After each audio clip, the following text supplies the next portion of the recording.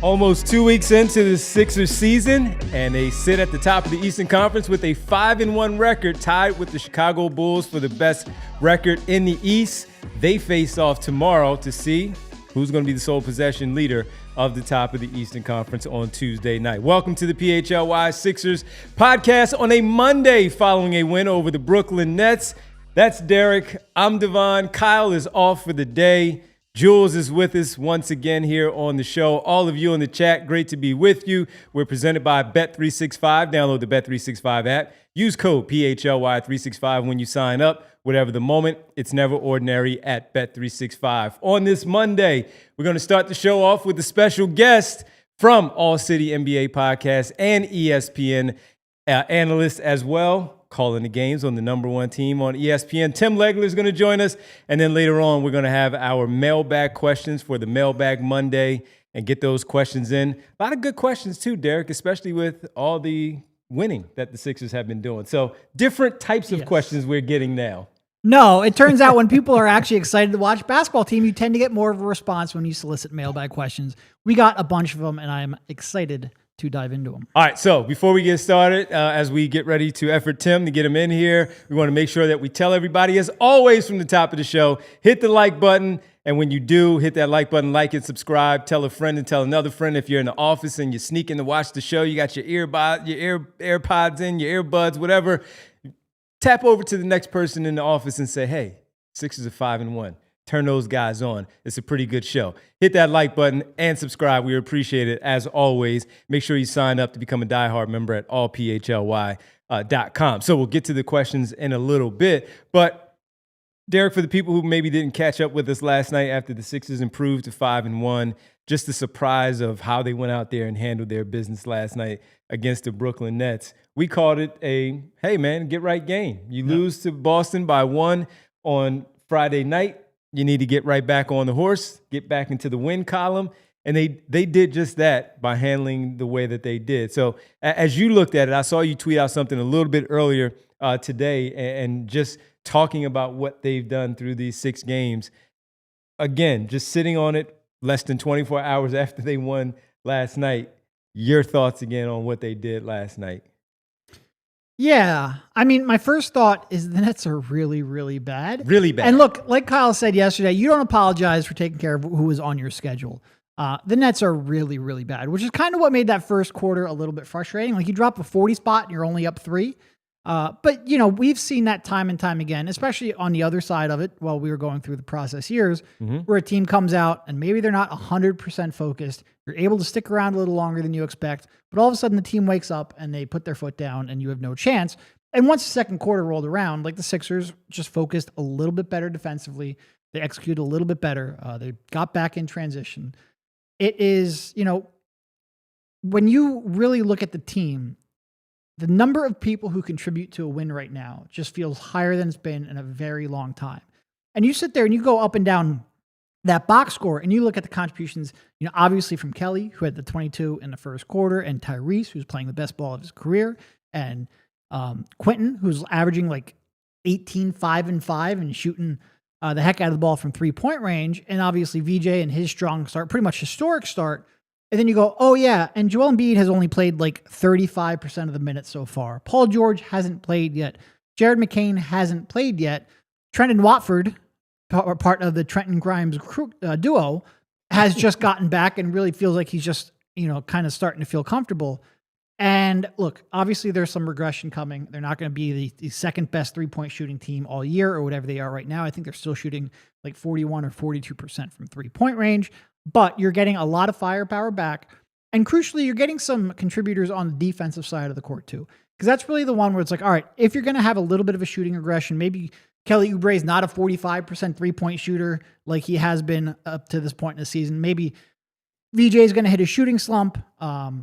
You've got to pick that up somewhere else. Yeah. And picking it up somewhere else is getting more stops, getting those defensive rebounds, and getting yourself out on the break. And I think some of the people you have coming back, whether it's Joel Embiid being a more, I don't want to say more regular player, because he's been, I think, more regular than probably we expected. But Joel Embiid being on the floor, Paul George coming back, you have a chance to improve your defense and crucially get you out on a transition. And I think that's where they've got to make up some of that ground. Yeah, and look, we said it last night as it was happening. You mentioned it. We all mentioned it. The Nets were bad.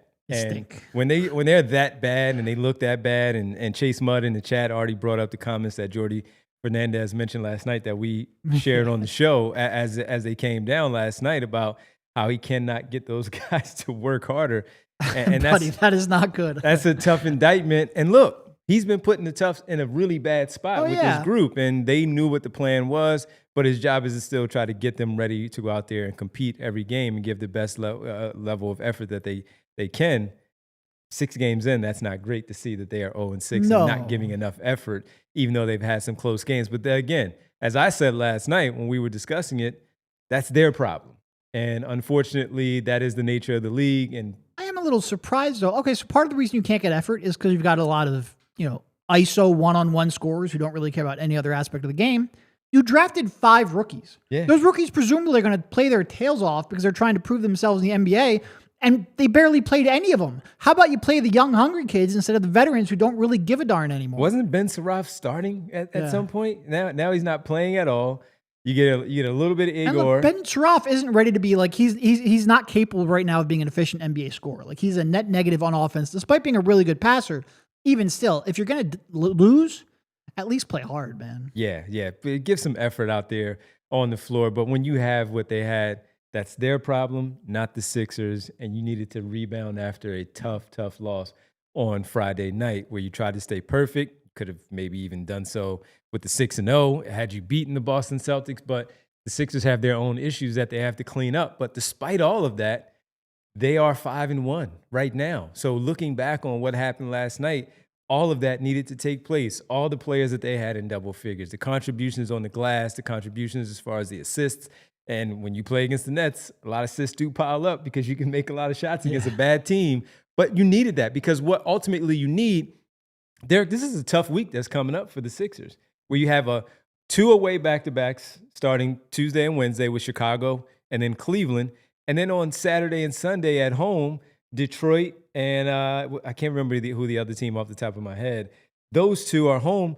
My point is, I think it's Toronto. My point is, they're all tough teams. So what we've seen so far through the 5-1, the first 6 games, all right, what's it going to look like now after the end of this week where you have 4 tough games, the 2 sets of back-to-backs? Are you only going to win on the road? Are you going to split? Are you going to protect the home floor? What's going to happen? Are you going to come out on the positive end of this? And the way that they've shown us, I was talking to a friend of mine before we got started, and he was like, man, this team is good. This team is really good. They get up and down. They like to run. They share the basketball, so on and so forth. The Embiid question is what it is, but it will be addressed. The Paul George, Jared McCain piece of it. But now that we are here and they are sitting where they're sitting at the top of the Eastern Conference through 6 games, again, we were talking through 5, 3-2. That's acceptable. 4-1 would be fantastic. They did that. So now that gives them the early confidence to maybe build off of that and go into this week where they are ready. They are going to approach it as a team that's good and supposed to go out there and win these basketball games. And that's how we saw them handle their business on Sunday night. Now, the early part was frustrating. They had a 3-point lead in the first quarter, but you cannot give up 37 points to the Brooklyn Nets in the first quarter. They did that, but they responded, and that's what we wanted to see. We thought they would win the game, but the response was also important since it did play out the way that it did early on. And when they did take that punch early from the Nets, they figured it out and kept them under 20 in the second quarter, and that was really important for them to make sure. And let me make sure because I know I had them at one point. It was, 18 in the second and 17 in the third. They needed to do that, and that really helped them separate themselves from a team that has no business being close to them on the floor. And I liked how they handled their business. Yeah, and look, and we'll get into this in a little bit with legs, but like It hasn't exactly been a murderer's row of competition to go up against. Exactly. But getting out to a good start is so important for a number of reasons. First of all, you don't feel compelled to overplay Embiid right now. And when you've got, 2 sets of back-to-backs, you want to be cautious with that. You have Paul George, who you can be a little bit more careful with coming back because you do have a little bit of a cushion built up. Mm-hmm. And just by taking care of business, like everyone knows that the level of competition is going to increase. You need to take care of business against a bad team so you have a little bit of a cushion so that when it gets a little bit tougher and you're met with some adversity, you can find your way through it and figure it out without being behind the 8 ball. They have done what they needed to do to keep themselves in a good spot so that going forward, you can make the right decisions. Yeah, so tough week this week for the Sixers. How do they respond? How do they handle their business against these teams?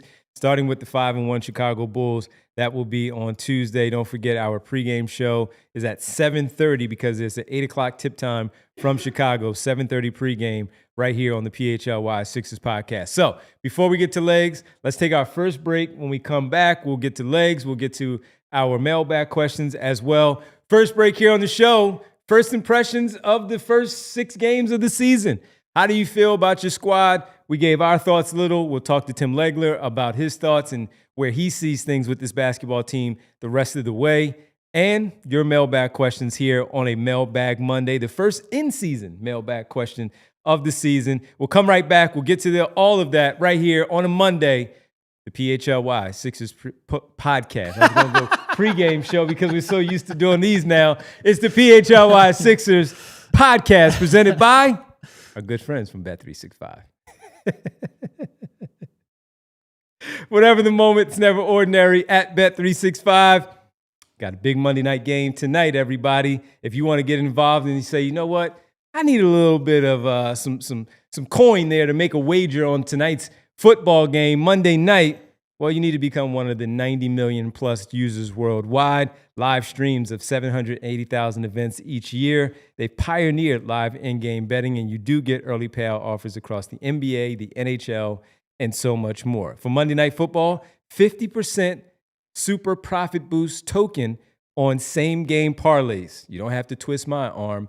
I'm in. So you should be in as well. And if you are a new customer, you have not signed up, and you want to get in, the breaking news from Bet365, new customers can get $300 in bonus bets when you bet $5, win or lose. No one else is giving you that kind of coin. Sign up, use code PHLY365. Deposit $10 and place a $5 bet on any game, and you get $300 in bonus bet if your bet wins or loses. It's never ordinary at Bet365, whatever the moment, never ordinary at Bet365. Must be 21 plus and physically located in Pennsylvania. If you or someone you know has a gambling problem and wants help, call 1-800-GAMBLER. And guys, tomorrow you've got Sixers versus Bulls. You've got the top of the Eastern Conference showdown, like we all expected when the season started. You're going to want to make sure you watch the actual PHLY Sixers pregame show, not today's show at that point. And when you do that, you're going to transition to the game. In order for all of that to happen, you need a good internet connection and good cable service. You need Xfinity. Because if you call yourself a basketball fan, you have to have Xfinity. It's the ultimate sports destination where you can find the best games and your favorite teams all in one place. The way that you watch is next level. Got all the action right in your living room, plus Xfinity's best picture and sound with enhanced 4K. It's so clear that it feels like you're in the arena. On top of that, you get real-time notifications and live stats right on your TV. It's the best seat in the house every time. Next game day, make sure that big fan isn't a big fail. Learn more at Xfinity.com. Xfinity, imagine that. Restrictions apply. Multi-view requires Xfinity 4K capable TV box. Welcome back to the PHLY Sixers podcast here on the Monday presented by Bet365. And I got to ask you this right at the top because while we await legs again, want to give the futures bright for this Monday, 6 games in. The future is bright for who? Derek Bodner. And before we do that, future is bright presented by Shady Rays, of course. And Shady Rays, visit shadyrays.com for your cool shades so you can look like everybody else, look like us, quite frankly, when we sport our Shady Rays. You got to do that. But who's the future bright for as we start this week off? Well, I mean, I think it's got to be some guy who pretty much just came into existence. Trenton Grimes. Trenton Grimes is fantastic, everybody. No, but I mean, look, Watford, he was, last night was really our first great chance to get to see what he can offer. A lot of people have been questioning that. how much shot creation can you expect for him on a real team? Not the Brooklyn Nets, no offense, maybe a little bit of offense, but a real basketball team with real aspirations and other talent around him. How much will his passing and shot creation come into play? I think you saw there is a template for him to be an impactful passer. And will he make enough shots to really be able to be on the floor so when he doesn't have the ball in his hands, he is still contributing and spacing the floor? And look, you don't want to make too much out of one made corner three, but he made the shot. He took it pretty confidently. It went in. So I think he is someone who can influence the game and impact the game in a multitude of different ways. He's one of the real, more creative players the Sixers have. You desperately want that creativity and that court vision to be able to translate on a court on a team that has real significant aspirations. And I think that was, yesterday was the first step in envisioning that. Absolutely. All right. That is our Shady Rays Futures Bright segment presented by Shady Rays, where Trendon Watford looked really good in game number 3 in the Sixers uniform, really unlocked some things against his former team. And is this the best version that we're going to get from Trendon Watford? Visit shadyrays.com to learn more. Check out the selection, especially with the holidays coming. Maybe you want to buy some for some family members. Put that under the Christmas tree. All right, let's get to it. Joining us on the Xfinity Mobile call-in line, we've been waiting for him, our good friend from the ALLCITY NBA podcast and, of course, ESPN, our good buddy, Tim Legler. What's up, Tim? What's going on, fellas? Oh, man. Just 5-1, no big deal. Just exactly as we expected it. 5-1. You know when it's all said and done. You got a football team there that might be doing some special things this year. I know the Philly season didn't go and end the way you guys wanted it to, but you can't have everything, man. Can't have everything. I wouldn't have minded having that Phillies run though. That one. No, hurt. I know. That one hurt. I know. I got a lot of friends that felt the same way.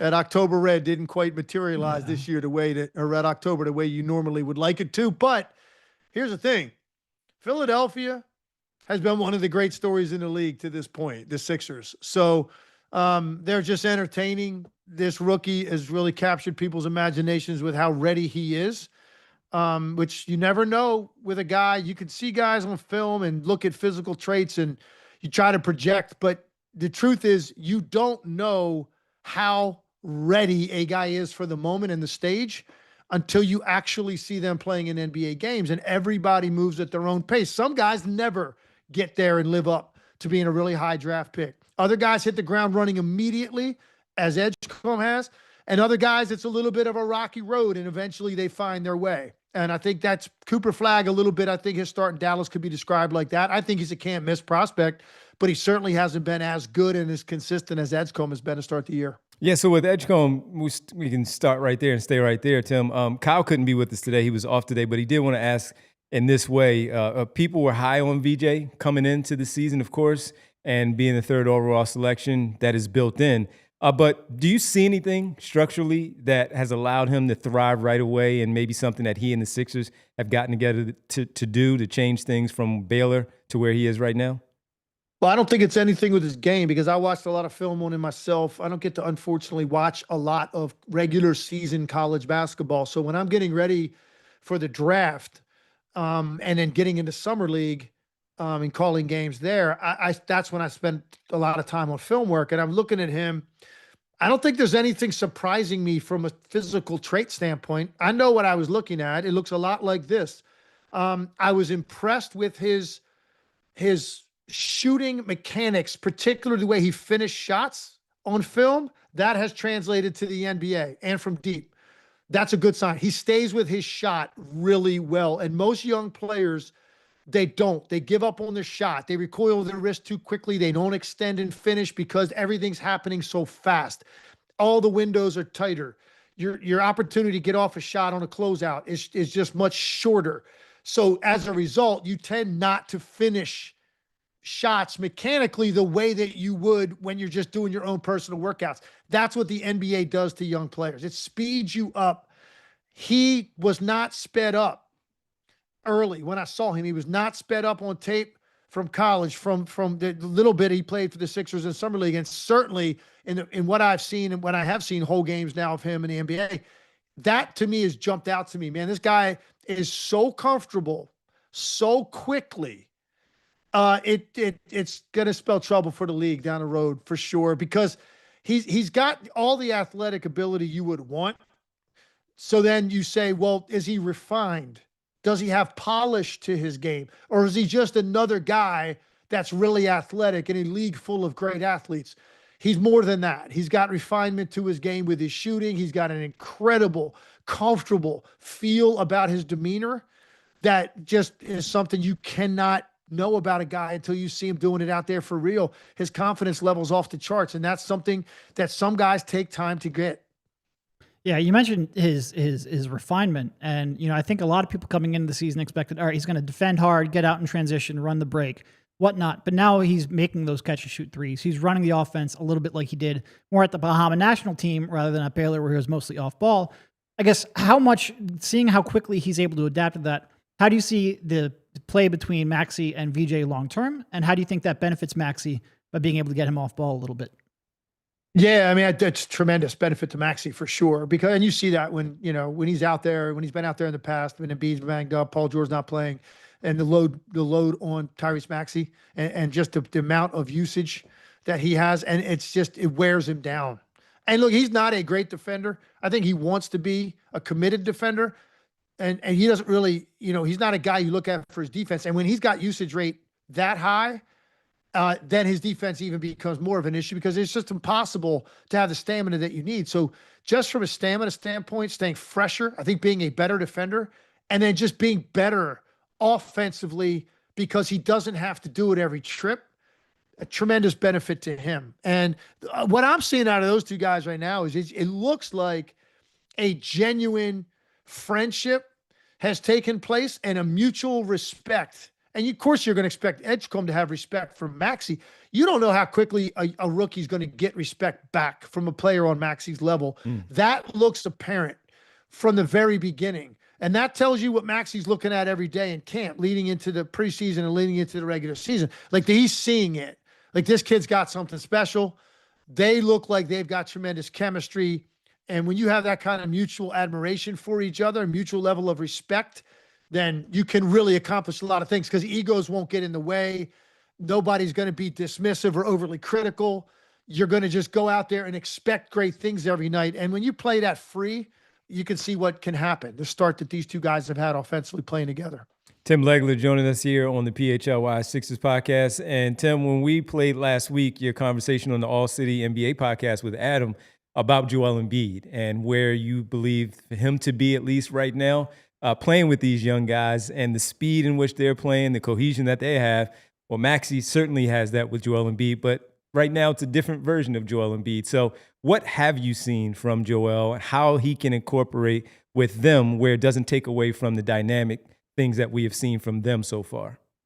Yeah, I mean, I just think that he's a guy that, and however long, this is going to last, where you kind of see him for limited minutes and not even every night. And I don't know what the ultimate long-term plan is for that, the viability of that and the effect on your team's rhythm. He's still, it's funny because I don't think he can really move that well laterally and he doesn't jump very much anymore at all. And maybe it's by design. Maybe he's trying not to jump to take any more pounding on his lower body. But the last time I saw him play, it was pretty evident to me in the Washington game. Like he just laterally and then vertically really struggling. But the irony is he can still score on just about anybody because he's so massive. He's got great touch, great feel. He still knows how to draw fouls. So for the time that you're going to see him right now, the limited amount of time, that's going to be more of a half-court game for your team, which doesn't, to me, suit the other guys we've been talking about. Even if you want to throw like a Kelly Oubre and a Quentin Grimes into the mix, those guys want to get out and run. The four of them want to treat this almost like a relay team in track. Like that's how they want to play. And Embiid's not playing that way. So you're going to have to utilize him for what he does well when he's on the floor. If he's going to play 20 or 25 minutes a night, and he's going to do it not every night, then when he is out there, he's going to have to get a steady dose of the ball in the spots he likes it, the elbows and some back to the basket stuff. And obviously he's going to shoot the occasional three. And you make him the focal point while he's out there. But it's not going to be the breakneck pace that you're seeing when he's off the floor. So they're going to have two different styles. I think that supporting cast clearly wants to get out of gates and go run. So let's see with a larger sample size, ultimately what the impact is on this group. think on the defensive side of the floor, the other side outside of Joel Embiid, just not to this point. We'll see what he has left in the future. To this point, shutting down holes like he did earlier in his career has been getting back in transition. They really struggled at various points. I guess, what have you seen in the games that you've watched there? And like, what's the easiest way to go about fixing that? Well, yeah, I do agree with that. I think part of the thing I think people need to take into consideration when a team is shooting the ball this well, playing this well offensively, this kind of pace, this kind of success rate, it does sort of affect your defense, right? When you're scoring at a really high rate, the likelihood that you're going to get scored upon a little bit quicker is very, very high.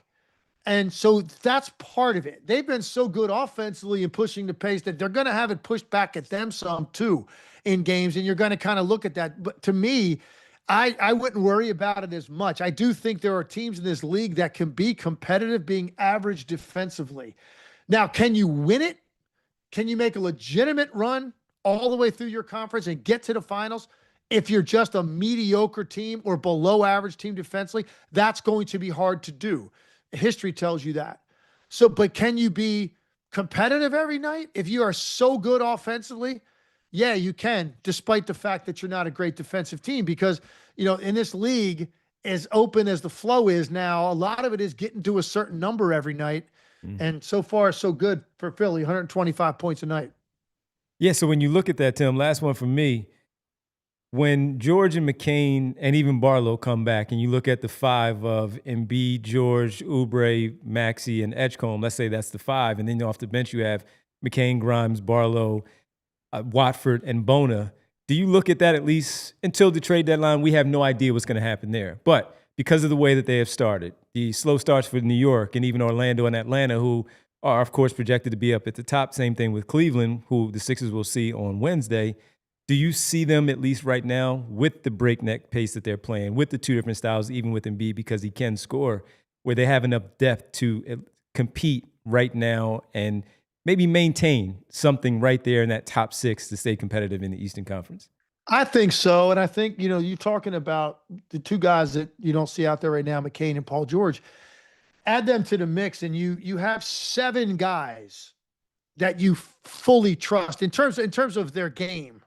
Now, you know, do you fully trust if Joel Embiid is going to stay healthy? Of course not. Do you fully trust that Paul George is when he comes back? Of course not. It's not what I'm talking about. I'm talking about just guys from a talent standpoint and looking at rotational players in this league. You've got seven guys that you trust. Like Maxey, Edgecombe, Oubre, Grimes, Embiid, Paul George, and McCain. There's seven. So now on a given night, it's two or three other guys, and it's not always going to be the same guys. Maybe it's Watford, maybe it's Barlow, you know, maybe it's Eric Gordon. Some nights gets hot at 10. Maybe it's Andre Drummond, Bona. So it's not always the same. It's going to be mix and match for those last 2 to 3 spots that play every night. And most coaches want to play 9 players. They want to play 9 guys, rotational, regular minutes. And then a lot of nights that 10th guy will get you like 8 minutes, right? But most coaches, it's really 9. I just named 7 that they believe in terms of talent. So now of those next 3, 4 guys, you only got to play a couple a night. So yes, I do think that's enough. Question is, can they get them back, and can everybody feel in rhythm once everybody's back? That is a much harder thing to pull off, especially with some of the early success that some of these guys are getting, because there's more shots, more minutes, more touches, more freedom. Some of that stuff gets shrunk. Can they still stay in the same rhythm once they're all out there and you add a couple more ball dominant guys to the mix? All right, last one from me here, Tim. And I feel like at times we can take Tyrese a little bit for granted. But obviously he's having a career start to the season, 34 points, 9 assists. I guess how much of his improved play do you think is the context around him being better, like tougher to trap, a lot more talent around him, more shooting around him, other ball handlers? And how much is him taking another step as a player, and especially it seems like as a playmaker? I think for me, it's the threats around him. And I think that he's got a joy and an energy right now about him. I mean, last year had to be demoralizing for him. Yeah. You know, so many nights being out there by himself and feeling like they just didn't have enough. Mm-hmm. And that beats on you when you're a young player. Because I'm not seeing anything dramatically different out of him. I mean, to me, he's been this talented in my eyes for like a year and a half, 2 years. So I'm not surprised the numbers. I think the opportunity to have this kind of start is directly attributed to the way guys are playing around him and the starts that Edgecombe has had, that Oubre has had. that Grimes has had. The threats on the floor and the way that defenses have to naturally shift toward that because they're being hurt in other places is going to give him more freedom and space. And if you give a guy like Tyrese Maxey that's got that kind of electric athletic ability and speed and burst, more time and space because the defense is dealing with some other things, finally, then this is what you get. Because he's just that talented. He's that good. He makes you pay for any gap and seam in the defense. When you combine it with that deep shooting off the dribble, this is what it looks like at its highest level. So I'm not shocked by him doing this when you look at what these other guys are doing to create more opportunities for him against a single defender. And we've talked about how just it's the improvement of his playmaking. It's been big for year number 6 to see how he has evolved into that type of playmaker where we look up and say, oh, he had 13 assists tonight. Just no big deal. Well, 2 things with that. Number 1, guys are making shots. Yeah. So that helps, right? You want to get assist numbers, then you better finish this play. I think there were times he was limited as a playmaker because he didn't trust necessarily plan B, plan C, plan D down his roster. So it was more about him doing it himself. And now you become inefficient as a player. You have more nights where you're under 40% from the field. And that's not what you were used to with Tyrese Maxey. Now you got guys making shots all over the floor, playing fast. He can throw advanced passes, which now, a lot of times you throw that advanced pass, guy catches it, one dribble into a shot, one dribble into a layup. Those are assists. Yeah. So he's getting advanced pass assists as well because he trusts who he's throwing it to up the floor. So I just think that it's opened up his confidence level in his teammates. And because I think it was always in there, but he couldn't play the way he's playing now and keep them in games. It's a little bit different now. So, look, man, like I said, they've been one of the best stories in the league. They've been incredibly fun to watch. And they got, for as far as I'm concerned right now, the way Maxey and Edgecombe particularly have started the year, I got them circled in my league pass every night. Nice, man. Tim, well, make sure you check out Tim. Often there every day at the All NBA podcast, ALLCITY_NBA with Adam Mares as they talk around the NBA on everything. And they certainly talk about the Sixers a lot because they're off to this 5-1 start. And also on ESPN. Tim, what's the schedule for you this week on the call? What do you have for us? Yeah, so I got a good one, man. I'm excited. I'll leave tomorrow for LA. We got the San Antonio Spurs visiting the Lakers on Wednesday night. Ooh. I will be on that call with my partners, Mike Breen and Richard Jefferson. So I'm really looking forward to, I saw Wemby last year once in person, and it was at Oklahoma City, and he did not attempt a field goal in the second half of the game, and I think he had 6 points. So I felt like, and they got blown out. So I felt like I really didn't see Wemby. Right. That was my only shot to see him in person. So obviously the start to this year for him has been incredible, and their start has been incredible as a team. Lakers also now playing really, really well. So, yeah, I can't wait. Wemby, Luka, Austin Reeves all on the court at the same time. Looking forward to it. I'll be watching. We'll be watching, checked in, and everybody in the chat is loving the visit, Tim. So we might as well tell them that you're going to be on a couple of times this year. So everybody, if you like this, Legs will be back throughout the year as we talk about the Sixers and hopefully being a contending team in the Eastern Conference once again. A lot of positive things to talk about. Legs, thanks so much for sharing the time with us, man. We'll catch up with you, and we'll be checking in on Lakers Spurs with you on later this week. Thanks, man. Anytime, guys. Tim Legler joining us on the Xfinity mobile call-in line.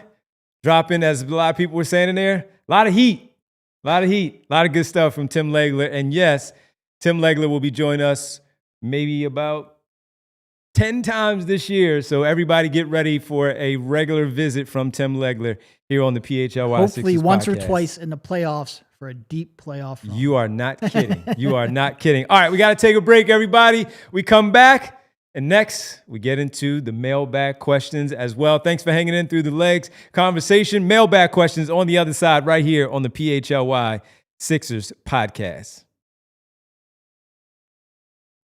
All right, team, got to tell you about Rothman Ortho. Bad injury last night in Sunday Night Football.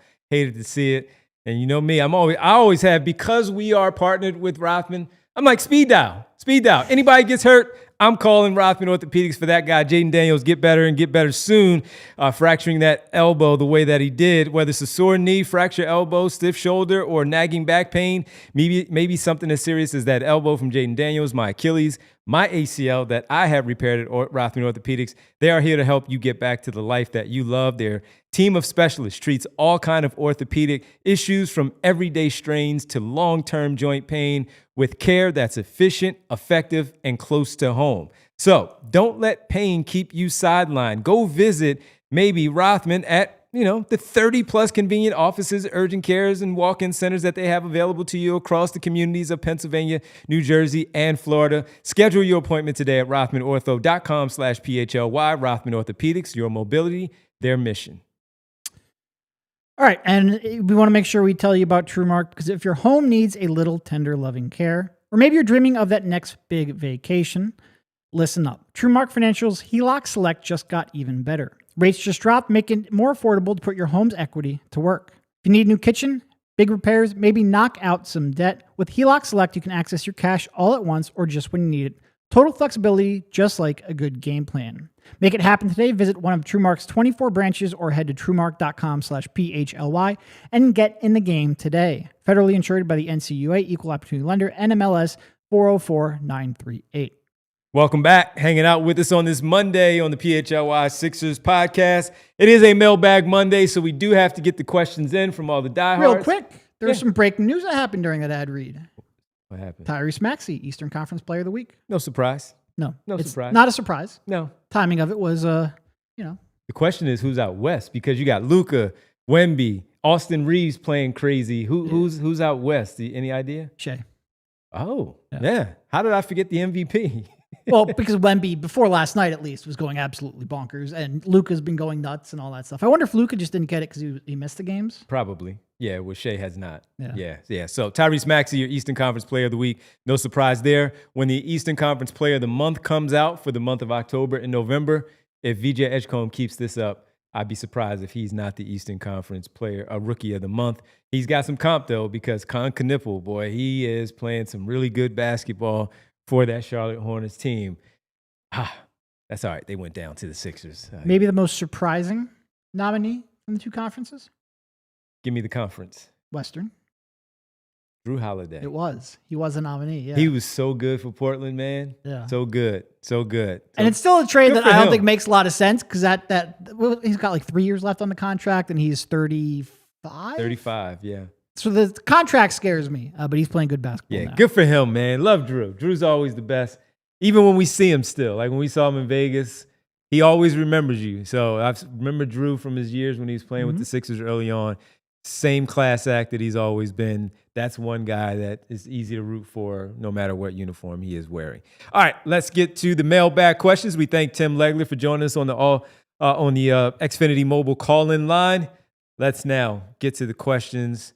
Start off wherever you want to start it off, Jules. Just throw them up there. Let's have at it. Let me put my glasses on so nobody's laughing at me because I can't read from them. I was going to say, Kyle's usually the one that does the questions because Devon and I are blind. So, yeah, any help we can get would be great. All right, what you got for us first there? We got Avi checking in. What up, Avi? Curious for your thoughts on the three-guard lineups. Why have they been so good? How sustainable is it?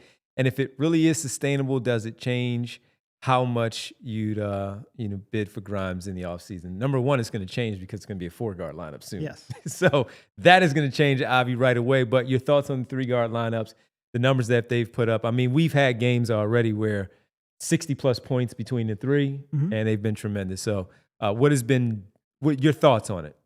I mean, look. I love the X that Julia has on Kyle's face, though, since he's not here today. No, I didn't notice that until you pointed out. That's actually really funny. She just threw it up there. That's really great. I love that. I love it. A little spicy. I love it. No, I mean, look, I think this will line up that if you had asked me before the season, this was my starting lineup. I was going to put Grimes instead of Oubre. Now, Oubre is playing fantastic basketball as well, so it's hard to really complain. But this is the right combination of shooting and ball handling and decision-making, and of some of the decision-making, especially from Grimes. I feel like Grimes, despite his numbers, his decision-making has been a little up and down at times. But this was always a lineup that I thought had the best mismatch of skill sets especially on offense, to really allow everyone to flourish. And, obviously when you have players like VJ and Quentin too, like all three of them are shooting, I think, above 42% from three. And I think Maxey and Quentin are both in like the 45, 46% range. Might be off by 1% or 2%, but they are all shooting lights out. Whenever you have three players shooting high volume threes at that rate, you're going to score a lot of points. And, I think what's interesting, so just pure numbers based, right now they have a 24.9, a plus 24.9 net rating. So they're outscoring the opponents by almost 25 points per 100 possessions when they're on the court. That's with an offense that ranks in the 99th percentile, so the top percentile league-wide with 132.5 points per 100, but also a defense that ranks in the 90th percentile. They have actually defended very well so far. Yeah. Now, whenever you're talking about 200 possessions, so you're not talking about a huge sample size, not an insignificant amount, but not a huge sample size. And whenever you start talking about that, like, all right, how are they shooting from three, stuff like that, that's going to change throughout the course of the season. Obviously, I just brought up the fact that the Sixers themselves are shooting incredibly from three-point range, but opponents right now are only shooting 28.7% from three-point range against that lineup. So part of the reason they're having such success is that opponents are missing shots. Sometimes that can be like the Boston Celtics of years past, who were really, really good at giving up open three-point looks to players that they were confident weren't going to convert at a high rate. It was, scheme-based as much as it was luck. A lot of times early season, when you're talking low sample size, that can be a little bit luck. So that defense, I think, unless Joel Embiid starts playing better, you worry about that, regressing back a little bit. You worry about the shooting regressing back a little bit. But even still, that means that they're not going to be a plus 25 net rating. It doesn't mean that they can't be good. And I expect that this will always be one of the Sixers' best lineups and best three-man groups, because there's just like, we have been and we talked about it a little bit with legs right now, over the last couple of years, especially in the post-James Harden era, it has been Tyrese Maxey and a couple of guys who couldn't shoot and who you didn't trust handling the ball. And all of a sudden now you've got VJ, who's come on stronger than I think and quicker than anyone would have expected, and able to shoulder more of that responsibility and shooting better and making great decisions with the ball. And you've got Quentin, who's grown into being more of a featured player over the past year. And all of a sudden you've just got a surplus of shooting and spacing and decision-making that Tyrese has literally never played with, especially in the post-James Harden era. So yeah, I think this is going to be one of the better three-man groups that the Sixers have. I think, when all is said and done, this is still probably a three-man group that I would start, that I have the most confidence in. You can't change it now because Kelly's playing literally the best basketball of his career. But you really have, on the perimeter, you have legitimately 5 players who could be a starting caliber player. I'm going to throw, obviously, Quentin in there, even though he's coming off the bench right now. I'm going to include Kelly in there. I'm going to include Jared in there. I wouldn't start Jared because I think defensively that would be a tough fit. But you've got 5 players who I think are starting caliber between the 3 that we're talking about now, and along with Kelly, and along with Jared. That's an incredible problem to have. It is and really good problem. How you determine the lineup is going to be based off of how some of those skill sets, mix together. But you do have a lot of flexibility when everyone's playing as well. All right, that's the start of our Mailbag Monday. Final break. We come back. We continue with the questions right here as we hang out with you on this Monday, a Mailbag Monday. Sixers are 5-1, back at it tomorrow, front end of the back-to-back against the Chicago Bulls. We're discussing everything with your hot Sixers team right here on the PHLY Sixers podcast. And I got to tell you, our good friends, when you get excited and you start running around, you get moving, start sweating a little bit, you want to smell good, make sure you're good. That's with our good friends, Mando. They're back here on the PHLY Sixers podcast. And what I love about it is I use the body deodorant, and it is really fantastic. I mean, the whole body deodorant is safe to use anywhere on your body. And you're like, oh, I got it on my body. Let me spray a little bit on my clothes too, because it smells that good, and I want to smell fresh when I'm out here moving around. Well, it's clinically proven to block odor all day and control odor up to 72 hours. Now, I'm not going to say I have odor, but it does actually stay with you for that long, and that's why it's been great. Clinically proven, again, to do that. The solid deodorant stick is also well formulated and powered by the mandelic acid to stop odor before it starts. The spray deodorant that I use, aluminum-free and ideal for hard-to-reach places. You can spray it wherever you want, wherever you feel comfortable. So choose from a variety of fresh scents like bourbon leather, clover woods, Mount Fuji, or Pro Sport, clinically proven to control that odor better than a shower with soap alone? Well, 12 hours after the shower, the average men's grundle odor level was a 5 out of 10. With Mando, the average grundle odor level is 0 out of 10. So get the starter pack. It's perfect for new customers. Comes with the solid stick deodorant, cream tube deodorant, 2 free products, or your choice, like the mini body wash or deodorant wipes, and the free shipping. So special offer for listeners, new customers get 20% off site-wide with our exclusive code. Use code PHLY, shopmando.com for 20% off site-wide plus free shipping. That's shopmando.com. Please support our show and tell them we sent you. Man, if we have a sales team worth anything, Mando will be the official sponsor of the 2026 Las Vegas Summer League run for us, because I needed some Mando out there. I'll tell you what. You're not kidding. We also want to tell you about Mint Mobile, because I don't know about you, but I like keeping my money where I can see it. Unfortunately, traditional big wireless carriers also seem to like keeping our money too. If you're fed up with the crazy high wireless bills, bogus fees, and free perks that actually cost more in the long run, it's time to switch to Mint Mobile. Say bye to your overpriced wireless plans, jaw-dropping monthly bills, and unexpected charges. Mint Mobile is here to rescue you with premium wireless plans starting at $15 a month. All plans come with high-speed data and unlimited talk and text delivered on the nation's largest 5G network. Use your own phone with any Mint Mobile plan and bring your phone number along with all of your existing contacts. Ditch overpriced wireless and get 3 months of premium wireless service from Mint Mobile for $15 a month. If you like your money, Mint Mobile is for you. Shop plans at mintmobile.com/Sixers. That's mintmobile.com/Sixers. Upfront payment of $40 to $5 for 3-month 5 gigabyte plan required, equivalent to $15 a month. New customer offer for first 3 months only. Then full price plan options available. Tax and fees extra. See mintmobile.com for details. Welcome back to the PHLY Sixers podcast here. Derek, you see what he called you? A little swamp, you know. Vegas. We did say that though. I was you hiking volunteered 10 miles in Arizona heat. You would be swampy too, buddy. You just come prepared. That's all you do. That's why we have Mando, everybody. No worries. We have Mando. All right, let's continue with the questions here on this Mailbag Monday. You understand it's 110 every day out there in Vegas? Every time we've been out there, degrees. it has been scorching hot, and the Mando. Like we go there in February, you know? Especially when we sat by the pool, and it was hot because of what kind of chairs did we have that day? I don't remember. But Mando, we needed it that particular day. All right, let's get to the mailbag questions here as we continue on this Monday. What do you have, Jules? Acting like their grundle don't sweat. Come on now.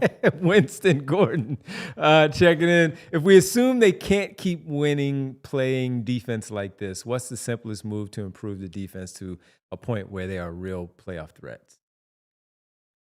Yeah, I mean, that's going to be the biggest question throughout the course of the season. I mean, that is Joel the and number Paul one. George are going to be huge. It's almost going to drive me nuts when people are like, oh man, you can't have Joel touch the ball and you can't have him dominate the ball. And Maxey and VJ have got to, run the offense. And it's like, buddy, that's not the side of the floor that's the concern right now. Like, they are scoring with or without Joel on the floor. You need to find a way to get stops. And by the way, if you want to increase that fast break and really let VJ loose, the key isn't going to be Joel Embiid flying up and down the floor. The key is getting a stop and getting a rebound, which they've done a really, really bad job of so far. This is going to be the thing that I think injuries aside, the thing we come back to when we get frustrated throughout the season. And, I think Paul George is going to be a key part in that. I really do. Like, I think his versatility that he has, on that side of the floor, and also just being someone who can diagnose plays, like, he's a really smart defender. Yeah. I think he's going to help. I think VJ is going to get better as the year goes on. I worry about VJ a little bit offensively. That's where I was going to go. His growth as a defender as the season plays out. Because offensively, I just think at some point he's going to have tired legs. Tired legs very often shows up on that jump shot, especially for a guy who hasn't necessarily been a knockdown shooter throughout his career. I worry about a little bit of regression with VJ just as the season goes on and he's playing a lot of minutes. But defensively, so much of what he's not doing defensively right now isn't physical. It isn't effort related. It's just, awareness and anticipation and understanding habits and tendencies. I think he will be a quick learner on that end. So I think if you get VJ playing better basketball or better defense than he currently is, which I fully expect he will, you get Joel Embiid sort of finding the limitations of his own body and how to impact the game within those limitations, and you've got Paul George coming back, I think you will get better. The question is how much better? I think rebounding is going to be a problem all year, and when you don't rebound all that well, then all of a sudden, you try to like compensate a little bit on the offensive end by really pursuing on the offensive glass. That leaves you compromised in terms of transition defense. The transition defense is my number one concern. And Joel Embiid finding a way to we have become so accustomed to and taken for granted his ability to cover up the George Niang or the Seth Currys of the world, that all of a sudden, if he can't, what do you do then? And that's where, Nick Nurse likes to play a very aggressive style of defense, force turnovers, which right now they're not doing all that well at all. But you have to, in order to do that, you have to have a backline anchor like Embiid has been throughout the course of his career to make that work. And how much you can get from Joel Embiid is going to be like the number one thing we talk about. And it's on the defensive side, not offensive. He's protected them for so many years, cleaning up things on the perimeter where they've gotten by their defender. He met them at the rim and protected them, allowing them to start those breaks. It's his turn at the top now, their turn at the top, for them to protect him a little bit. From Oubre to Edgecombe, we don't know yet because we've never seen him in a playoff-type setting to see how that plays out. But Oubre, George, Edgecombe, and then you include if Barlow is anything for them throughout the entire year where he can help out, and certainly Maxey, who is a more than a willing guy on the defensive end to help out as they start to leak out for those transition opportunities if they get to stop. Help him from the top where it's not all on him for them opening up this turnstile type defense from the top where he has to clean up so much mess on the back end. Let's get to the next question. Thanks for the question, though. We really appreciate it. Booby Styles, is there precedent for someone who fouls as much as Bona cutting back on their fouling enough to be a productive long-term starter or early bench player? I think Jaren Jackson Jr. had a crazy foul rate early in his career, but I can't imagine it was nearly as bad. Well, he played more minutes too, and it was consistent minutes. So his are obviously out in the forefront. You also think about Karl Anthony Towns in his Minnesota Timberwolves playoff days, where that would be something that was also a one that was also highlighted, and then teams took advantage of that because he just got himself in foul trouble. Yeah, he just has to learn how to protect himself, and we've seen it. So that's where it's frustrating because we've seen him play well where he doesn't bite on a lot of these fakes and he doesn't reach in too much. He is so good at moving his feet that when he reaches in, he bails them out because if they do get by him, his recovery rate seems to be really good. His timing is really good. But if he doesn't reach in the cookie jar so much and pick up these cheap fouls like we saw him getting off the floor against the Brooklyn Nets, man, why are you biting on the fake from Nick Claxton? Why are you biting on this fake from Cam Thomas, who you know that's exactly what he wants to do? Don't bite on that. Stay grounded. Pick your timing of when you want to jump and maybe try to block that shot and live to play another time, man, because when we saw him recover and make that block against Washington, that's the type of stuff that he can do. So if he feels confident in those things that he can do, imagine what he could possibly do by staying on the floor with the staying out of foul trouble. Yeah, and look, this is actually one where the answer to that is like there's a ton of examples. Like almost all young bigs get into a lot of foul trouble. And he brought up a really good one. So right now, just for context, I'm going to go on a per 100 possession basis just because you want to normalize. If Bona's playing 15 minutes per game, you're comparing to Jaren Jackson Jr., can't go by pure fouls. So on a per 100 possession basis, Bona committed 6.8 fouls per 100 possessions last year and 5.6 so far this year, and obviously very limited minutes. Jaren Jackson Jr., his first year in the league, 7.2 fouls per 100 possession, then 6.7, and now he's all the way down to, last year, he was down to 5.4. So not exactly, he still fouls a decent amount, but going from 7.2 to 5.4 is a significant change. And you can even just look to Joel Embiid's teammate, right? Joel Embiid, when he first came in the league, 6.9 fouls per 100 possessions his rookie year. That was down all the way to 3.6 last year. So you went from basically cutting it in half. This is something where you can even go back to like Marcus Camby, someone in like a different era of basketball, obviously, but 6.0 fouls, 7.7 fouls, 7.1 fouls per 100 possessions his first 2 years. That was down in the 3.5 range when he got to his prime. This is one thing where awareness and recognition and anticipation and knowing what shots you can chase improves substantially over time. And just being in the right, like so many fouls just come from not being in the right position. where if you diagnose what the offense is doing just a half second quicker, all of a sudden you're in position, you're there to impact the shot. You can go up without trying to come down on the ball handler. It's something that experience is number one. Because this is one where the speed of the game and how quickly things develop is night and day difference from when you're in college. Even the best shot blockers in the league take a year or 2 or even 3 to get that under control. And then for a lot of them, it does improve. I think the question is going to be, how much does it improve? And can anybody teach that darn man how to catch a basketball? Yeah, that one concerns me a little bit more. That one, the fouling, I think, is probably short term. Might be the rest of this year. Might even be next year. But I think he can get that under control. The hands and the rebounding concern me more long term. Yeah, it's the rebounding specifically, because the hands, give him a lot of lobs. He can catch those and finish. It's the ones that he catches low, keeps it low. Reminds me a little bit like Nerlens. Remember Nerlens? If you got the ball up, Nerlens could catch anything, but 100%. If it was at his waist or below, 100%. No shot. Yep. So if he's able to do that, and also understanding as a shot blocker that you're not going to block everything, live to play the next defensive possession, man. And you run the floor, so they're going to reward you offensively. Make sure defensively. And I don't even think he cares and worries about getting the offensive stuff right now. He just has to stay available. You mentioned it. Jay mentioned it. Staying in the right position, not being out of position a lot won't put yourself in a tough spot. Let's get to the next question. We appreciate that one. Booby Styles. Tom G, 18, on Blue Sky, checking in. Who makes more of a difference with the return, George or McCain? Probably George, just because you need him more. Especially defensively, George could be... He impacts it different ways. And look, I am really excited to see Jared. I think offensively, he is a perfect fit next to everyone on the team. Like, legitimately, he is the exact archetype. I'm still dying at Kyle being crossed out. The exact archetype that you would want to put next to Tyrese, next to VJ, next to Embiid, next to Paul George. Like, his off-ball movement shooting is perfect. Even his ability, Watford is out there. Yeah. And even the transition stuff, like, he is incredible pulling up in transition. But you need Paul George and his defensive versatility so much on this team. And you just need Paul George and his defensive decision-making. Sixers don't have a problem scoring right now. It's the defense. It's the stopping the other team. And that's where I lean Paul George. I think Jared's biggest, look, his shooting's going to be incredible. But the other big way he's going to impact this is just maybe not playing Tyrese 43 minutes per night. Like, that would be great. Having another, guy that, and I think Jared, what he showed last year in terms of handling the ball and running the offense, I think you lean on that pretty much because you just don't have very many other options to do that. I think we saw Quentin has certainly some creativity and a little more passing than maybe he did early in his career.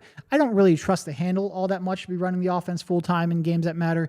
I need Jared back there to do that. So he's going to make an impact for sure, and I'm very excited to see him. But you need Paul George defensively right now. 100%. 100%. Thanks for the question again on this Mailbag Monday. Let's get to the next question here. See who we have here next. Hedfa. Miss Oubre Watford. Oh, look at it. Watford now. And going with the hyphen. With the way Kelly, future Mr. Hedfa, is playing, dare I hope that if the team continues to have a good record, how hard do you think Daryl and Nick will push back on the potential HSBE mandated dump of the contract as a tax? Don't worry, Derek is going to cover the contribution to the jar. We've got the cash. The jar is on the table. No worries. Additionally, does this change your thoughts about a trade using his money in general? At what point do you think a smaller, quote-unquote, upgrade move using only Drummond's money and a minimum or so becomes preferable in this particular case? Before we get to your answer, Derek, let's let everybody know with this answer. If you want to hear what the answer is, we're rolling over into a little bit of overtime at allphly.com. So make sure you head on over there. Thank you on the TV side. Pre-game tomorrow at 7:30 right here on the PHLY Sixers pregame show. Sixers Bulls, both teams 5-1. Who comes out on top in Chicago tomorrow night? Allphly.com to get the rest of the show. Yeah. So this is the designated luxury tax portion of the show. It is. That's fine. That's fair. No, look, I do think that if Josh, and this is something that's been told to me repeatedly over the years, if Josh has a team that he can be reasonably convinced has a chance to go deep into the playoffs and make some noise, he is willing to pay the luxury tax. But when basically the more uncertainty that gets thrown in the mix, the more willing or the closer they have to be able to duck the tax at the deadline. Like that, they are one of the teams, and most teams, and this, I had a conversation with a league executive not too long ago where I was basically complaining about this. And he's like, well, look, most teams have to be able to, like the luxury tax is a significant concern and factor for 26 of the 30 NBA teams. I'm like, that's great. But this is one of the top markets in the NBA trying to salvage the end of Joel Embiid's prime. Like, do whatever it takes.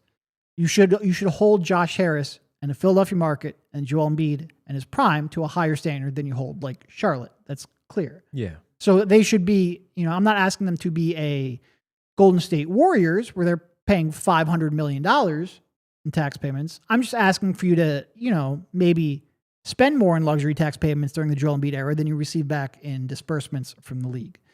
So, this is one where if they are a true contender, or at least they feel like if things break right, they can be a contender, I could see Josh Harris being talked into spending the luxury tax. Again, they're not in any concern with the repeater tax. So the repeater tax, for those that don't know, if you have been in luxury tax for 3 of the past 4 seasons, you get charged a whole heck of a lot more per per dollar that you're over the tax. They're nowhere near that. They won't be that for the rest of the Joel Embiid era. So this is one where, like, I think because they have that repeater tax, basically reset, if they truly believe that Joel Embiid and Paul George are going to be healthy enough that they can contend, I think there's a chance they could pay the tax. I'm not telling you they will. I'm just saying there's a chance. But things have to break right, and they have to believe in that. So, it is one of those things where you probably don't really have a determination until probably literally the day of the trade deadline, because everything's going to come down to your confidence level in Joel Embiid. And yeah, if Kelly is playing this way and you're contending, Kelly's a really important part. Part of the reason we said Kelly was the most likely to be traded this year was 2 things. One, you have almost no matching salary. You've got Kelly at like $8 million and Drummond at like $5 million. And after the Quentin Grimes qualifying offer, that's almost literally it. Like outside of like Jared McCain at $4 million, and nobody wants to trade Jared McCain, there just aren't many there aren't many pathways to upgrade your team. Kelly is the one viable one. The other reason that Kelly was on our most likely to be trade list is he's the one you would trade to duck the tax. And if you are sitting here playing good basketball in February, all right, let's say maybe you find a trade for, you think you can upgrade Kelly's spot. That comes with some risk. Kelly's your best perimeter defender right now. Mm-hmm. And also just familiarity. Like when you make an in-season trade, there's going to be a lack of familiarity that you have to try to expedite really quickly. But let's say, all right, you think there's an upgrade, you want to go for it. I'm fine with that. I'm fine trying to upgrade your team if you think you have a chance to win. What I won't be is if they're sitting here with a good record, let's say a top 4 record in the East, and they sell off Kelly Oubre to duck the tax. Ooh. Furious. Ooh. And he's playing. Good luck with that. Really well. Yeah, that would be a problem. Great question, and we appreciate it. Let's get 2 more in here on this Mailbag Monday. We appreciate everybody hanging out with us here. Make sure you hit the like button. Gotta put that on. Sam Hinkie. Kyle still crossed off. Thank you, Jules. I don't understand how we got Watford for just 2 years, $5 million. He seems to be so much better than that, but I didn't watch a lot of the Nets the last 2 seasons. Why was he so undervalued? I mean, this is probably a question for you. I feel like you probably watched more Brooklyn Nets basketball, but I think defensively there was some concern. He's not the most fleet of foot laterally. Yeah. The 3-point shot, he certainly had a down shooting year last year, and it's always been on low volume. And then what we talked about earlier in the show, there's just like a question over how much a player who initiated so much with the ball in his hands on a bad team, if you put him on a good team that has real aspirations and has other real legitimate ball handlers, like he, in previous stops, Portland and Brooklyn, kind of needed the ball to be effective. Like his initiation is what made him special. There's a lot of players on his team right now that need the ball. Yeah. And honestly, that problem's just going to get worse when Embiid plays more, when Paul George comes back, when Jared McCain comes back. How can he fit in? We're still, I think, trying to answer that question. So I think there's just a little bit of uncertainty league-wide on how to make the most use out of him, because he's got a unique skill set where he's not really like a true lead creator, but his creativity and his decision-making are his best assets. He's a little bit of a tricky fit, but certainly, I am intrigued. Because of the defense, the bad team, and the lack of shooting from outside, I think that hurt him going into this free agent period. And I also think even though the market wasn't big, there wasn't a big class of guys where we expected to get a ton of money, and we saw how it played out. Look at Quentin Grimes and the other 3 restricted free agents that we talked about. I wonder if he just hit the wrong summer, the wrong offseason of free agency, especially playing on a good team going into it. Now, he's going to have 1 year after this season, and if they are a playoff team and he's a big contributor, maybe that's going to really help him out going into next season and then following into what will be that next run of free agency for him. And quickly, maybe he'll capitalize off of that because teams finally saw it and they said, okay, we believe what we saw playing with the Sixers, playing on a playoff team, playing with that collection of talent where it wasn't the case. Maybe they just didn't buy it. They wanted to see it again. Look at Jake LaRavia for what he did. And, Kyle talked about him a lot. Derek, followed up with that as well. I was more skeptical, and look at what he's doing right now with the Los Angeles Lakers. But again, a decent contract. Mm-hmm. Maybe if he hits the market next summer, it's a different number for both of those players. So I think that's what it was for Trendon Watford. So we still have questions because he's done it so far against 2 bad teams where he's looked good. What's he going to look like this week when you play 4 good teams? Including Toronto, just because of the way that they score the basketball, you have to defend somebody and you have to slow them down. You're going to be on the floor to do that. So I'm curious to see how we talk about Trendon Watford after this week in these tough 4 games that they play. So far, the returns are good, especially when you drop at the numbers that he did last night, makes the passes and the finishes that he does against the Brooklyn Nets. Let's see what he does against the Bulls and the Cavs starting on the road in this back-to-back beginning on tomorrow. All right, one more question. Thanks for that one. Really good one. Let's go to Golden Pine. What stat from the Sixers' hot offensive start is the most sustainable? 3-point shooting, assist-to-turnover ratio, improved offensive rebounding. Yeah. So I think probably the most sustainable is just the turnovers. The Sixers right now That's where I was going to go. Are the 5th. Yeah. They turn the ball over the 5th fewest times in the league. So they're a top 5 team in taking care of the basketball. When you've got Tyrese Maxey and VJ Edgecombe initiating so much of your offense, you are going to be pretty good at taking care of the ball. I think that is probably... And that's the one that you can control the most. Yeah. The shooting, you can control it by shooting it. Of course, it's, is it going to go into the basket or not? This one, you can protect the basketball based on what you do and your decision-making of those passes. The other one that I was going to bring up in terms of sustainability is getting the free throw line. They're currently 6th in the league at getting the free throw line. And again, when you've got Joel Embiid and now Tyrese Maxey, who has taken a jump in that regard, and VJ gets the line a little bit as well, you've just got a number of different... Any Joel Embiid featured team is going to be towards the top of the free throw list. And I think that is the other one. And look, if you take care of the basketball and get the free throw line, you're going to have a chance to put up a lot of points, even if the shooting regresses. What's the least sustainable? I mean, it's the shooting. It's the shooting. They're shooting 41% from 3-point range right now. And there's some guys... Look, Kelly's been fantastic. I don't expect Kelly to shoot. What is he shooting right now? 44% from three, I think. But what you can do is, though, if we are betting on Jared McCain, number one, and then Paul George coming back, Paul George having a better shooting season than last season, then the numbers will level off for where Kelly Oubre is for those two that shoot the ball really well and getting the looks that they'll get because of the attention and the gravity that's going to be paid attention to both Embiid, and then you factor in both Edgecombe. Well, I'm saying now, I said both. The trio of Edgecombe, McCain, and Tyrese Maxey, those two guys are going to shoot the ball better. I think it's not going to be that high. I think there will be a good 3-point but it'll be a good team. balance. But where are they right now? You've got ranked in what? In 3-point shooting. In percentage or third. Okay. Third in the league. If they're top 10, that's really good. But right now you've got Maxey, 9.5 attempts per game, 46% from 3. You've got Grimes, 7 attempts, 45.2%. Then you've got VJ at 6.3 attempts, 42%, and Kelly at 6 attempts and 41.7 attempts, or 41.7%. All 4 of those players, your highest volume 3-point shooters, are probably shooting over their yearly averages when all is said and done. And someone like Kelly right now, shooting about 13 to 14% higher than he shot last year. Yeah. VJ is shooting higher than I think anybody had a reasonable expectation he would do. And I think that's good because I think it shows that, especially off the catch, he is further along with that shot than you expected. Just not 42% on high volume further along. Like he stepped in the league and all of a sudden he's one of the better 3-point shooters. That's probably not going to sustain itself. So yeah, I think Paul George, assuming he doesn't have a year like last year, he won't, is going to help. He won't. Certainly Jared McCain is going to help. But right now, you've just got so many different people shooting above their heads that I would expect that to drop off a little bit. Again, I agree with Devon. I think top 10 is reasonable, but like top 2, top 3, like they've been so far, that's probably a little high. Fantastic, though, if they could do that.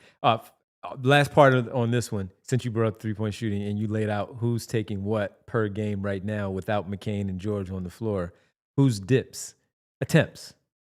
Yeah, well, I mean, that's going to come a lot from whose minutes dip, right? Well, we all think they're going to dip a little, but not significantly because Grimes is going to get 7 no matter how many minutes he has out there on the floor. He is squeezing that shot off. Yeah. Maxey's going to get his.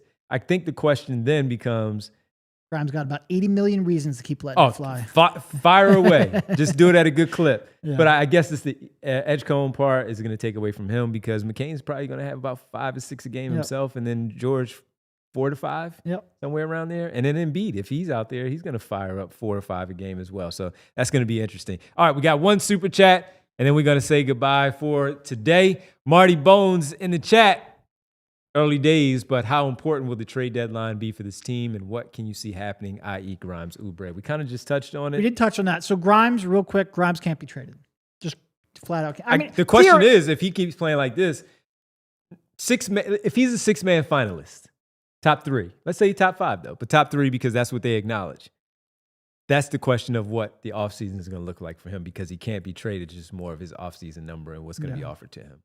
No, and right now, again, Quentin has a no trade in his contract. So he would have to approve any trade. It wouldn't make any sense for reasons we've talked about in the past. He loses bird rights. Winning. You wouldn't be able to bring him back if you're an overcapped team. So he is not going to have any real value. There's almost no reason to trade him. There's really no reason to even ask him to waive his no trade clause because you're not going to get anything of any value. And he's back. playing too good. Yeah. Yeah. So, and we just went over this a little bit with Kelly, so my apologies if we don't dive too deep into your super chat. It's just that we just answered it. I am really curious to see how, because Kelly is so important to the team defensively right now that I kind of just hope he continues shooting the ball and that all of his talk about, was it the pinky? What was the one that he needed? Or thumb? That he heard a couple years ago. Thumb. Yeah, the thumb. Yeah, it was pinky the pinky for Paul George and Maxey. Yeah. So it maybe all that stuff about the thumb, maybe that's why he hasn't been able to shoot for the last 8 years of his career. I'm hopeful. I don't know. I hope he keeps this up because he is so important defensively that I would prefer that he just keep shooting the ball. And he doesn't need any incentive to play the defense the way that he does because he does that no matter how many shots he gets. The effort is there. Yep. But if he's scoring still, averaging around 15 to 17, getting the looks that he's getting, that's even more incentive for him to go out there and compete on that end because then they're going the other way. And oftentimes he's going to be finishing at the rim or taking those 3-point shots that he's been taking and making so far early on this season for the Sixers. Fun show, everybody. This has been a blast with Tim Legler coming in. We thank Tim for hanging out with us. We're going to have to cross out Kyle more often. Kyle crossed off on the caricature that he has up there on the mailbag question, but this has been a fun one to start the week off. And honestly, it's fun because they're 5-1. Yes. And the brand of basketball that they're playing right now, we hope that they can keep it up. 4 games this week, Derek. I mean, they're tough. So, I mean, at worst 2-2, but if you can get 3-1 out of these 4, now we're talking about this is no longer a surprise. This is probably what they're going to be going forward with this team, especially when after they come back from this road trip, I believe it's 10 of 13 at home. Yep. And you know how big I am on you protect your home floor, you get back what you ask for from the fan base. This is not a Nick Castellanos situation. Remember when Nick Castellanos said that in the playoffs? Well, if you give this team something, this fan base something to cheer for, they will do so. They will have your back, and it will be tough. It's a yearly ritual for Nick. Complain about Philly fans. Well, hopefully this is the last time he does. I was about to ask you, is he back on the team? I hope not. He drives me insane. He did. He drives us nuts. All right, make sure everybody you like and subscribe to the show. As always, we really appreciate it. We thank Tim Legler for joining, hanging out with us on the Xfinity Mobile call-in line. We thank all of you, as always, for sticking around with us through this entirety of the show. And we are presented, as always, by Bet365. Make sure you check in with Bet365 for the Monday Night Football game tonight. 50% off, 50% profit boost on the same game parlays that you have tonight for the Monday Night Football game. Whatever the moment's never ordinary at Bet365. All right, let's get to it. It's a world famous. Yes, Gene. It's time for the roll call. Oh, and here I screwed up again. I completely forgot to jot down names. I thought you were typing names. No, I was arguing with people in the chat. Much better use of my time. There you go. All right, we'll start it off with Eugene Ross because he did call it out. And you done messed up. You done messed Ron. up. Hey, Ron. What up, Aaron? John of the Forest. Forest you in, John. Stay out of the forest, John. Come on. Doug Craig. Jesse Bond. Jesse. Just Jess. What up? Did I mention Duck Holiday? No. Appreciate you stopping in, Duck. Haven't seen Duck in a while. A lot of your fellow Ace people have not been all that lively in the chat. I appreciate you showing up. We're not going to say pump. I appreciate you showing up. Oops, I just did. Or teacher got game. You fell off the cliff. Yeah, but at least they responded. He did give an excuse for not having the baby. Yeah. Takes a lot of time. That's Even all right. still, stop in every now and then. Let's talk some Ace Bailey. 3 months in when the baby is 3 months. I'm up for that discussion. Yeah. Devon Givens in the chat. Who's that guy? I don't know. Talks way Hit too the much. like button. Say what? Say what? I think I mentioned Al, the 2-minute warning. This is why I need to jot down names because I forget who I said. Well, he's always the start, so. What up, Al? DC Marley. Ramid. What up, Ramid? Winona, of course. Hey, ladies. Not want to forget Winona. Scrolling up, it's a lot of the same people just arguing over and over. Him, Sylvania 610. You're him. DJ, a.k.a. Mr. Sandman. Bring me a dream. Da-da-da-da. There you go. I think I said say Marty Bones with the super chat. Thanks, Craig. Bones. Yep. It's really the same people arguing over it. It's That's amazing. Okay. We have Mom was in there. I saw my mom Futz. in there. Futz was in here. Futz was in there. Hey, Futz, what up? Miko Suave. So Miko Suave. Miko. Suave. No, Love it. No, that's all I got. We got Tom everybody. Jackson. Tom Jackson. Yes. That's all I got. We'll write. I can't scroll up anymore. You know who you are. You know we love you. Complete fumble on my part. I apologize. Hit the like button. Make sure you hit the like button. Spread the word. Hit the subscribe button as well because we're going to be with you. This is the only 3 p.m. show of the week. We have 4 games, 4 pre, 4 post, and we're going to be with you for all of them, win or lose. We're predicting some more wins than losses this week here with the Sixers and their back-to-backs that they have. We thank Julia, as always. Thanks, Jules, for these last 2 shows hanging out with us. We really appreciate it.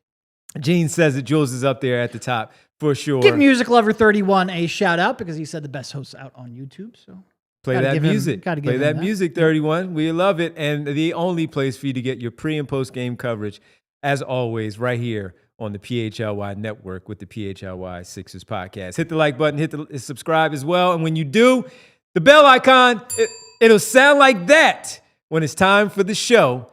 And you know what time it is with us.